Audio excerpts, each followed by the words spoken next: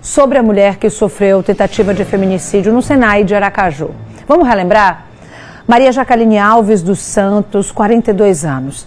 Estava no Senai, onde trabalha como coordenadora pedagógica, quando foi surpreendida pelo ex-marido que invadiu o local e atirou 3 vezes contra ela. Agentes da Guarda Municipal foram rápidos, chegaram no local, conseguiram prender em flagrante José Waderson de Matos, 47 anos. Ele confirmou que realizou os disparos. De acordo, com o guarda, o atirador trabalha como vigilante.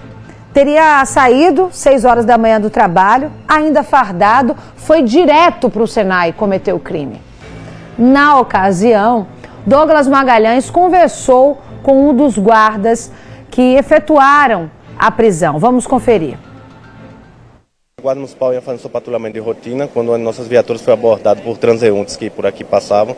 Tinham ouvido disparos de arma de fogo. Então, nesse momento, nossos guardiões adentraram aqui a instituição de ensino e foram verificar se que realmente procedia a ser um assalto. Chegando lá, tiveram a informação que uma das coordenadoras pedagógicas foi alvejada por 3 disparos por um vigilante que lá estava, do lado de mais 2 vigilantes aqui da empresa mesmo. Então foi feita a abordagem, foi verificado com ele e encontrado 18 munições, 3 delas foram a que alvejou a coordenadora pedagógica. Então a partir desse momento ele foi conduzido para a delegacia para que as medidas cabíveis sejam tomadas. Quer dizer então que ele foi preso em flagrante com a arma em punho?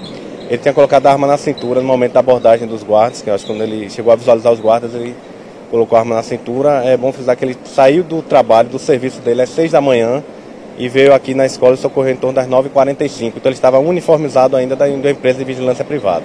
Mas a primeira abordagem foi feita pela segurança local ou pela Guarda Municipal? Foi feita pela Guarda Municipal. Os vigilantes só indicaram que foi ele lá no momento que, de forma a agilizar a ação da guarda, e a abordagem foi feita o mais rápido possível. Demonstrou algum tipo de reação? Não demonstrou reação e na delegacia ele acabou confirmando o crime, informando que era a situação devido à esposa dele não estar permitindo a visita dele aos filhos. Ele tomou esse tipo de atitude que não é uma atitude correta e a Guarda Municipal veio aqui e efetuou a prisão imediatamente. Dias após o ocorrido, o repórter Marcos Couto conversou com a vítima, que relatou que já existia, inclusive, uma medida protetiva contra este homem, o ex-marido. Olha só. Nós sentamos, conversamos, entrando em acordo e viu que a melhor forma naquele momento era a separação. Então ele mesmo foi no ministério, solicitou o divórcio. E aí, como um acordo, eu saí de casa e deixei ele com a casa, com tudo. Que ele ficasse com a casa. E eu vim morar com minha mãe. E por que ele ficou inconformado? Foi o quê? Não sei. Depois que ele resolveu, não sei, as pendências dele, ele se arrependeu, acho que caiu a ficha e ele queria voltar. E eu disse que eu não voltaria mais. Ele passou a ameaçar, não por mim, mas por meio da minha mãe, que ele tinha o número dela por telefone, então o meu estava bloqueado. Então ele utilizava ela como meio de me intimidar, de me ameaçar. E aí foi quando eu resolvi prestar uma queixa e consegui a medida protetiva, diante dos áudios que ele estava mandando para ela de ameaça. Isso de que período? Começou do mês de junho, julho, agosto. Deste ano de 2022? Desse ano. E aí eu consegui a medida protetiva no início de novembro. E aí? Até então ele ficou calmo, depois, já agora, ele começou de novo as ameaças, justamente utilizando o telefone da minha mãe. Inconformado com a separação? Isso. Que já durava o quê? Quantos meses? Quase 7 meses. E ele mandava mensagens? Mandava mensagens. Já sabia onde você trabalhava, é claro? Sim. Mas nunca tinha ido lá? Não. E no dia 23 de novembro, você saiu de casa, foi ao trabalho, e aí? Eu estava na minha sala, quando de repente ele entrou, invadiu a sala, pediu para todo mundo baixar a cabeça, e aí ele, com poucas palavras, disse que ninguém se metesse, que o problema era comigo. Eu pedi calma para ele, para a gente conversar, Ele disse que não, que eu tinha dado parte dele. E aí ele puxou a arma e disparou os 3 tiros. E você? Sentada eu estava, sentada permaneci. Me defendi com o meu braço. Esse que ficou machucado aqui, Isso. visivelmente, olhando aqui o braço direito. E depois, no 3º disparo, eu me escondi debaixo da minha mesa. Aí ele saiu da sala. Foi quando alguém entrou, fechou a porta, o pessoal desesperado na sala, gritando. E depois eu não sei mais o que aconteceu. Hoje teve uma audiência sobre esse caso. Eu quero adiantar para vocês o quanto que é devastador a violência contra a mulher. Porque não fica só no dia do acontecido, se arrasta. Essa mulher precisou passar por algumas cirurgias, usa bolsa de colostomia. Passou mal 3 vezes hoje na audiência. 3 vezes ela tentou falar. Não conseguia relembrar. Imagine, gente, você termina uma relação, tem medida protetiva, deixa a casa com um homem, tudo. Ela falou, tome meu filho, eu só quero me livrar. E esse homem vai no seu local de trabalho. Porque a mulher só consegue sair de uma relação abusiva se ela tiver ou uma rede de apoio muito forte ou um emprego. Não há outra forma. Simone de Beauvoir, filósofa antiga, dizia sempre isso. Contra a opressão, trabalho. Contra a opressão, trabalho. Mas às vezes, a gente sabe que a situação está difícil, muito desemprego, a mulher não consegue, mas aí tem uma rede de apoio. Neste caso dela, ela tem o trabalho, tem os filhos, tem uma mãe. E assim ela fez, não quero essa relação para mim não. Fez a denúncia, conseguiu tudo certinho, a medida protetiva, e esse homem invade o local de trabalho dela, o local de honra, o local de orgulho, e atira 3 vezes contra ela. A gente precisa falar sobre isso porque esse homem precisa responder de forma devida ao que ele fez. 3 tiros. 3 tiros dentro do local de trabalho. Lucas Moura na cena, ao vivo agora com a gente, para falar sobre essa audiência, sobre os desdobramentos. Eu acredito que a Jaqueline não esteja com você hoje, Lucas, porque ela está muito mal. Mas o que é que você pode trazer para a gente de informação sobre essa audiência? Boa noite. Mariana, muito boa noite a você, boa noite também a todos que nos acompanham. De fato, como você disse, a Jaqueline, ela não tem nenhuma condição de, especialmente hoje, falar conosco, né? Foi uma tentativa até de sua advogada, a advogada tentou convencê-la, nós fizemos contato, mas infelizmente ela não está bem. E é mais do que justificável ela não querer falar nesse momento. Como você mesma disse, Mariana, durante a audiência ela passou mal algumas vezes e é para ela uma situação que ainda é muito dolorosa. Talvez em algum momento, depois, no avançado processo, quem sabe, ou no final dele, ela consiga falar, mas nesse momento não. Nós temos aqui conosco a Eline Mendonça, que é a advogada da Jaqueline, nesse processo especificamente atua como assistente de acusação, está dando todo o suporte, até para que ela consiga ir às audiências, tem um suporte jurídico também, saiba como todo esse processo está caminhando. Eline, primeiro, obrigado por estar aqui conosco. Hoje foi um dia cheio, um dia também de fortes emoções, vou usar essa expressão. Imagino que não foi um dia fácil, mas foi um dia em que, de alguma forma, algo positivo aconteceu, que foi mais um passo no andamento processual. Eu queria que você explicasse para a gente o que aconteceu hoje, o que foi realizado. Boa noite. Boa noite a todos os telespectadores.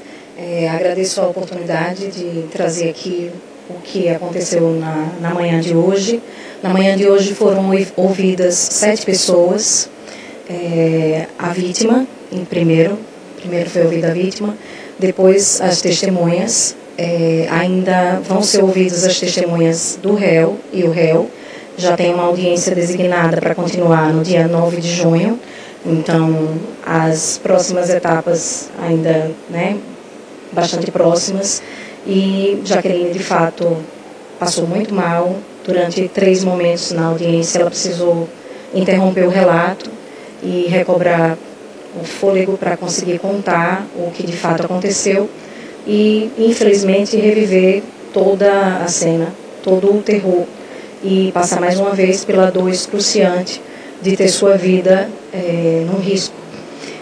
Infelizmente, essa dor não se estende só a ela, mas para toda a família, para os 2 filhos do ex-casal. E eu espero também que em algum momento ela consiga falar publicamente sobre o que aconteceu, porque quando ela conseguir falar, ela vai estar ressignificando e superando esse momento e vai conseguir estar dando um novo passo na vida dela.